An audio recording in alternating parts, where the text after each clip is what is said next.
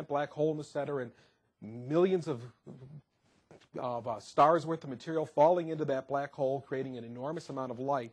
But it's so far away, it's just a dot. But when we take a spectrum, which is the red line shown there, and the variations are all caused by different chemicals in the quasar and different chemicals along the line of sight towards us, we can begin to understand the physics that's going on here.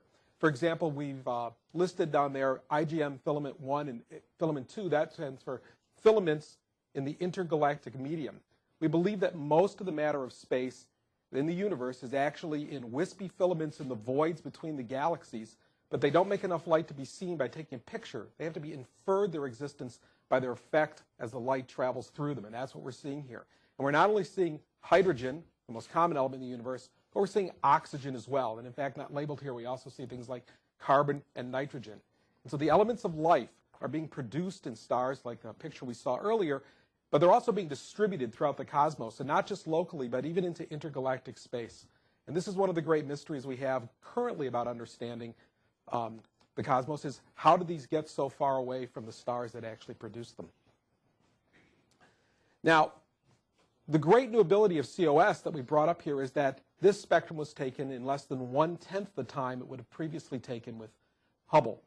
The new instrument is 10 times more sensitive, which means we can look at 10 times as many targets, or alternatively, a target that's 1/10 as bright, and get that science. And what that means is we can start to build up a catalog of the locations of all these wisps of gas through the intergalactic medium. And instead of having a handful of such observations, we're going to have hundreds, even thousands of such observations. And we're going to be able to start to build up a map of how matter is distributed in the cosmos. And this is one of the most fundamental questions we have about the nature of the universe, is how did matter wind up structured through the universe the way it is? It started out smooth. Today it's very clumpy. It's mostly in stars and galaxies that we see. How did it get that way over the evolution of cosmic time? Now, the second image we have is a spectrum taken of a supernova remnant in the Large Magellanic Cloud.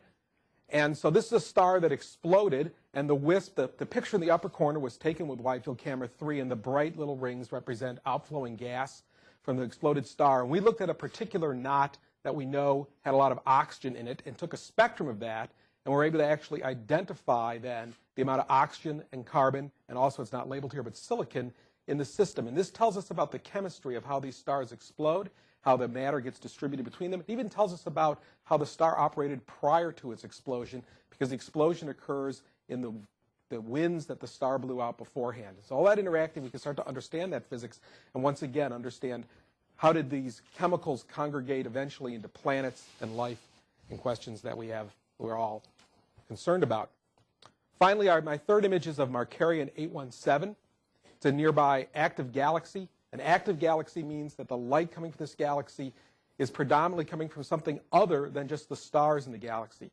There's more light being produced by some other physical process than by all the stars put together. And again, we assume that that's a black hole at the center of the galaxy with enormous amounts of material falling in, heating up, making a lot of light, and a small amount of it being shot out as jets and as globules, just the way the gravity interacts in these processes. So what we show here is a spectrum that was taken in 1997 in the blue line with the Goddard high-resolution spectrograph, which was the spectrograph on board Hubble at that time, and in 2009 with COS. And you can see the spectra look pretty much the same. One of the things we wanted to do was to calibrate the instrument with this observation to make sure it was working properly.